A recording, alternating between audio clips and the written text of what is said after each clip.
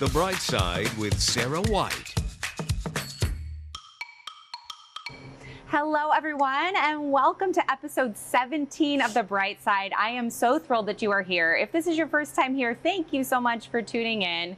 And you can always go back and watch other episodes if you enjoy this one. And we want to just let you know a little bit about The Bright Side. It's not about being unrealistically optimistic, but it's about finding those moments of joy and the bright side, even after struggles and difficulty and hard things, because we all go through those hard things in life, and we have to find the other side, and we have to find the joy that comes out of going through the struggle as well. And I am so excited to talk with Karry Hollan. How are you today? Good. How are you? Good. And Karry is the executive director of the Clearinghouse Food Pantry. And we are out here in Aurora, Indiana, correct? Yes. And I'm just excited to talk to you a little bit about your story, how you ended up getting here. Sure. You've been here at the Clearinghouse for 18 years now. That's amazing. And so take me back to how did you end up being the executive director? What kind of gave you a passion for this kind of work? Well, when I was growing up, my mother, all the kids came to our house to eat because if they didn't have food at home, she had it there for them. She always made sure the kids in the neighborhood had something to eat. I love that. Did you grow up around here? I actually grew up in Indianapolis. Okay. And I moved here when I got married. Nice. So, all right. So tell me about Mom and like what kind of gave you your passion there.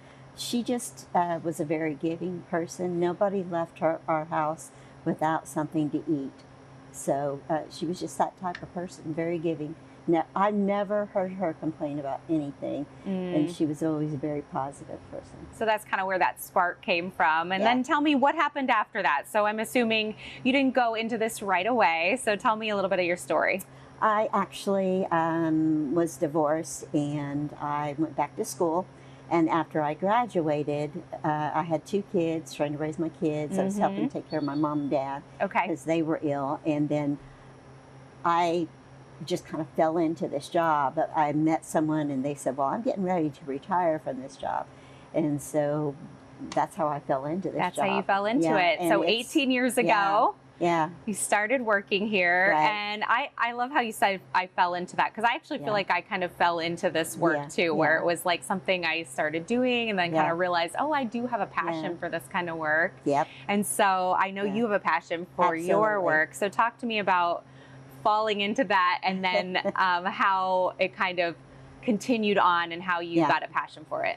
Well, when I first started this job, the Clearinghouse was having a hard time. And so I made a business plan. I went to the city, and they gave us funding to get back on our feet. And so we went from a dilapidated building where pieces of the ceiling were falling on my head to where we are now. So we've just been very blessed. Everything that we have, we've written grants, and because they know what our mission is and how much we serve the community, they've helped us pay for everything. I love that. So what is your mission, Karry? Our mission is to feed those in need. All right, Karry, show me around. Sure. This is our pantry. We try to shop for each client that comes in. This is our government food side right here, commodities. Food commodities, and this is the stuff we either purchase or get donated. Oh, that's awesome.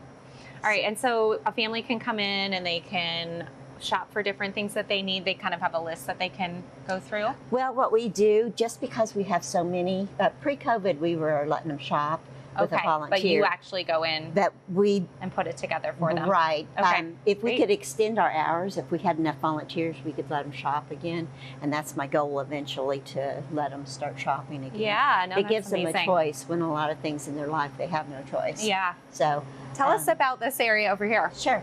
This is our toiletries area. Actually, since you've been here, I got a grant to get some toiletries. That's amazing. Or a donation, I'm sorry. Yeah, and I know. I remember this. This section wasn't here before, so that's great. It was very soap, thin. Shampoo, yeah, toilet paper, toothbrushes. That's amazing. Yeah.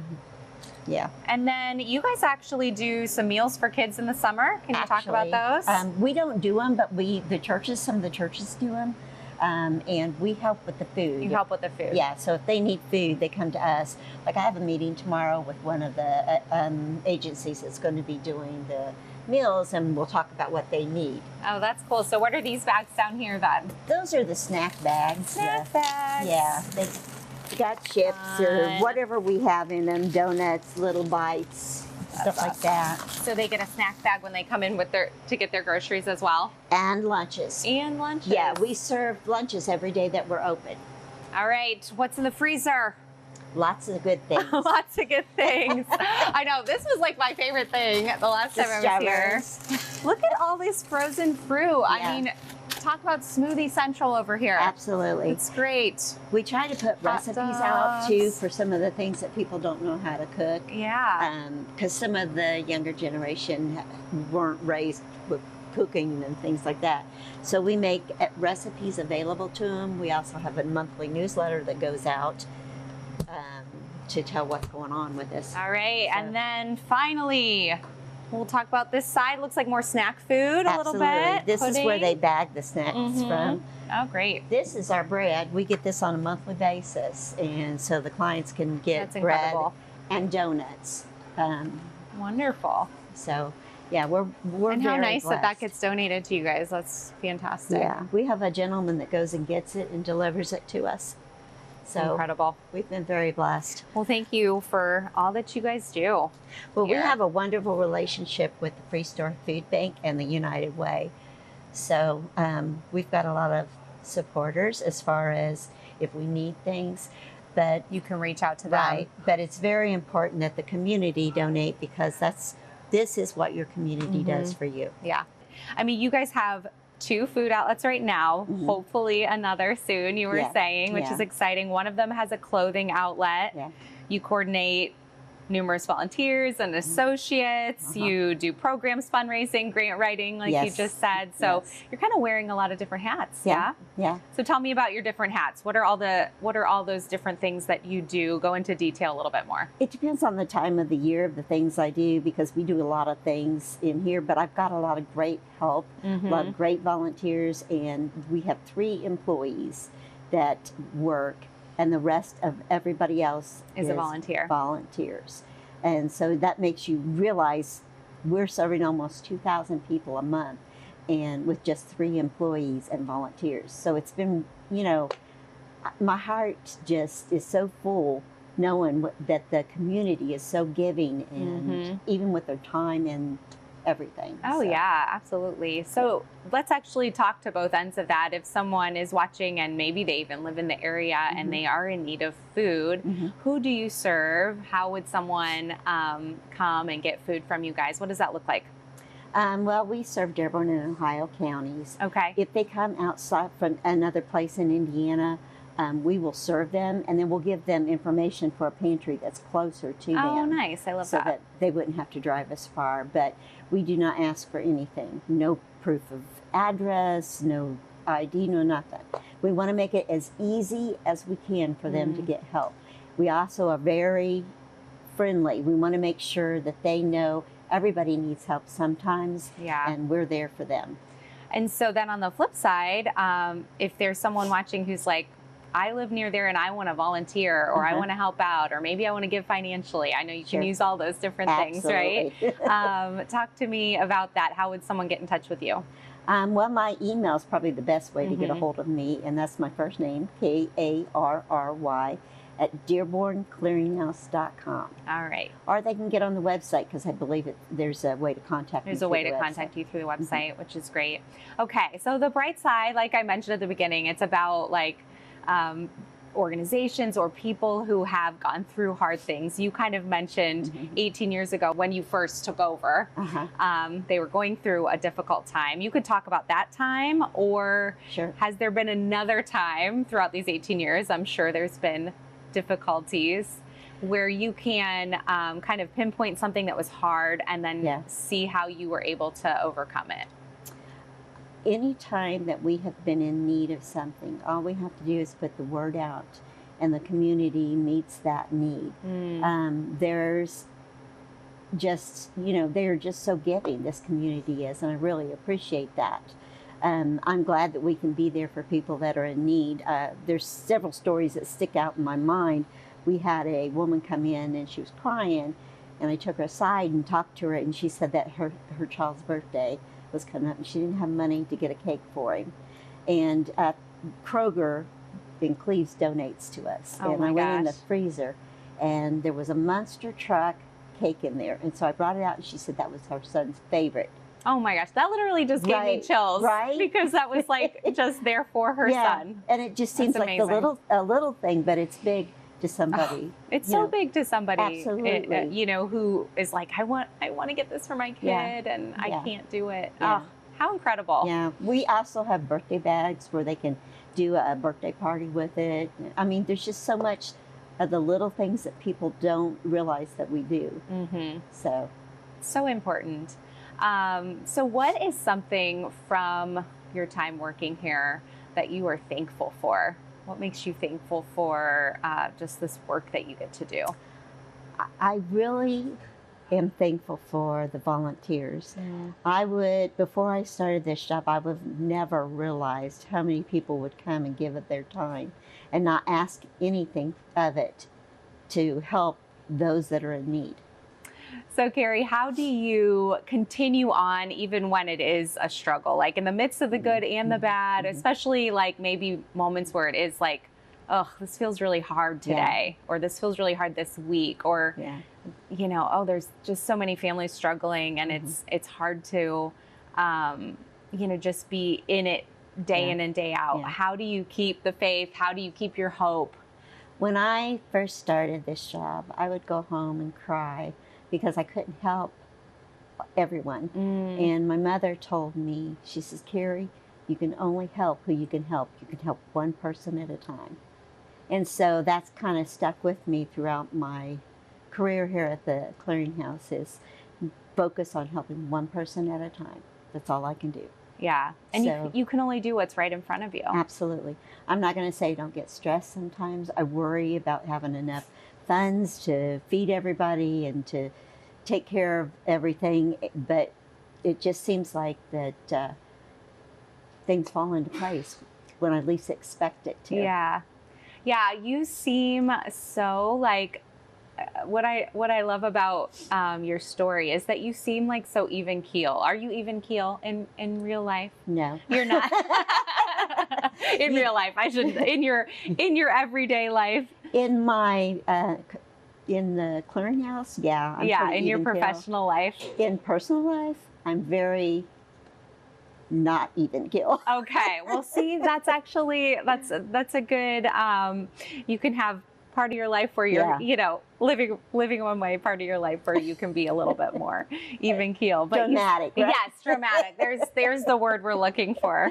No, and drama's not always bad too, right? We all need a little drama in our life. Yeah. But I think what I meant by that, and you know, the positive side of being even keel, is I meant that like you seem like like what you just said, like you are just going to move forward and you're just going to help the next person, and that's what you can do for today, and that's incredible, and I love that. Right.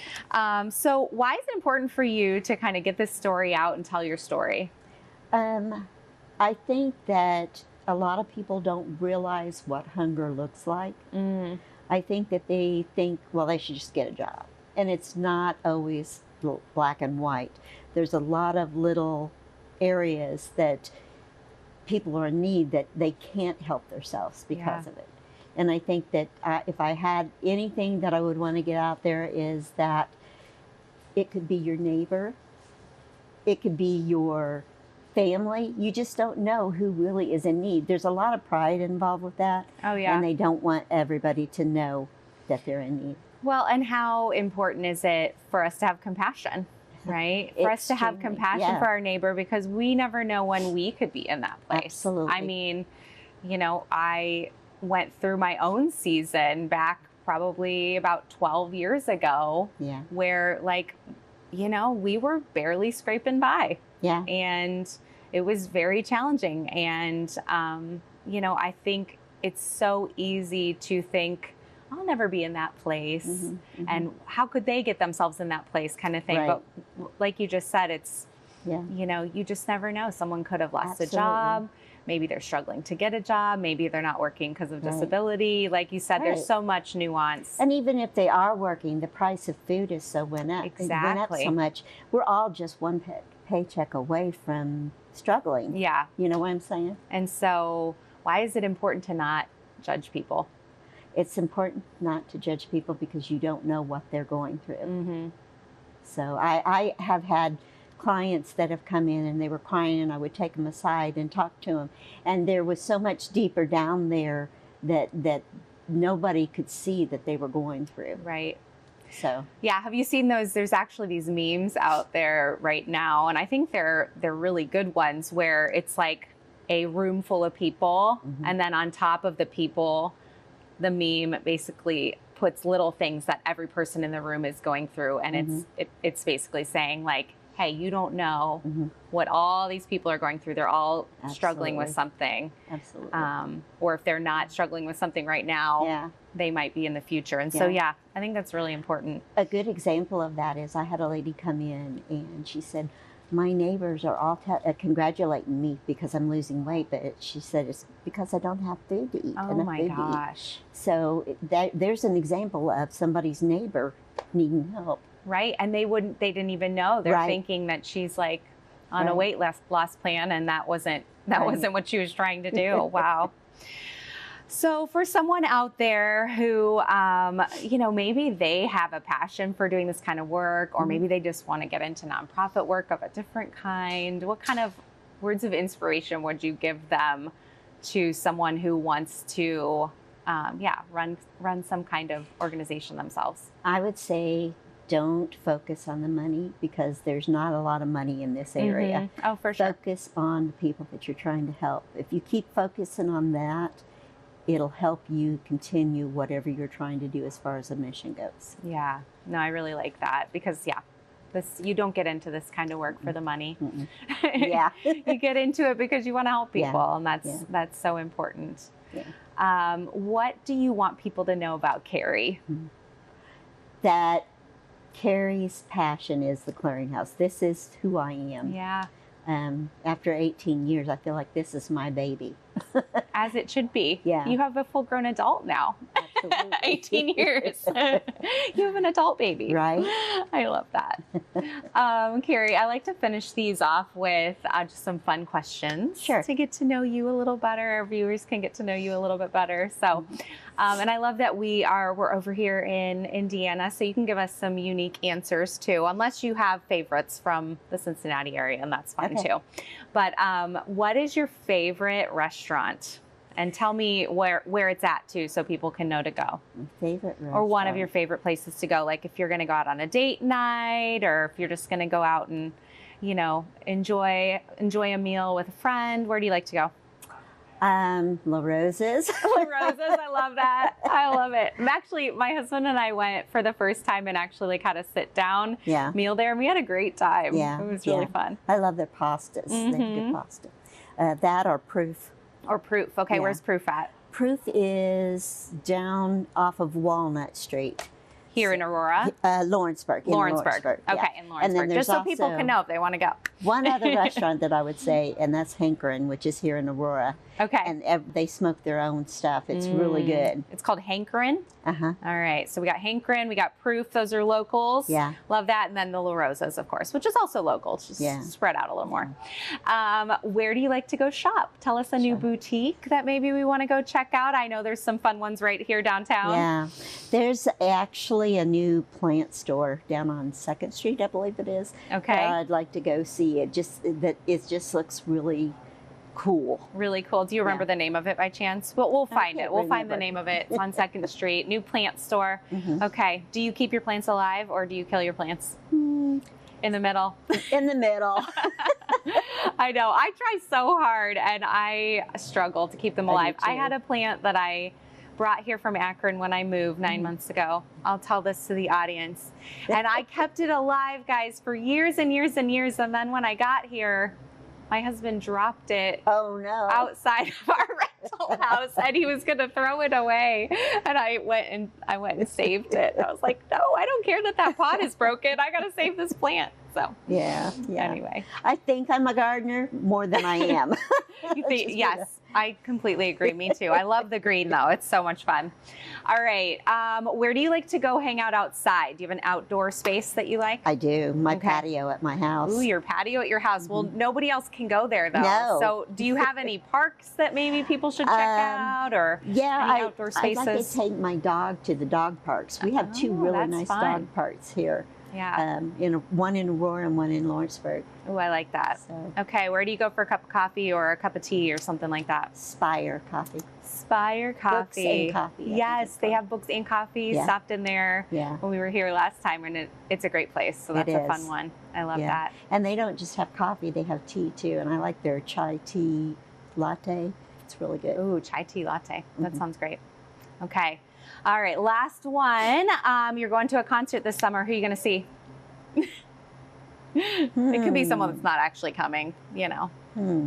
I don't know. I'm very eclectic in my music. I would have to say Donny Osmond. Donny Osmond, okay. No, that's all right. We can go back a little bit. I like it. I like it. All right. Very cool. Thank you, Karry. Thank you. I want everyone to be able to find you guys. So website, go ahead and share that for everyone. It's www.dearbornclearinghouse.com. Wonderful. And I hope that you are just inspired to keep going. Thank you. And if you guys know of anyone who would want to come and volunteer, if they live in the area, or support the Dearborn County Clearinghouse, please pass on this information to them as well. And then, of course, if you know of anyone that wants to come on the bright side, we would love to have them. You can send me an email at sarah.white@fox19now.com. You can watch the bright side so many ways. We're so thankful for all the ways you can watch the bright side. You can go on YouTube to watch the bright side. On Fox 19's page, we have a bright side link. There's also fox19.com/brightside. You can watch it there. You also can go on Spotify or on Apple Podcasts, and you can listen to it. But we love that you watch it as well. And then the last way is on Fox 19 Plus on our streaming app. You can download that and you can watch the bright side there as well. Thank you so much for watching. Thank you, Karry, for being with me today. Appreciate you. Appreciate you. The Bright Side with Sarah White.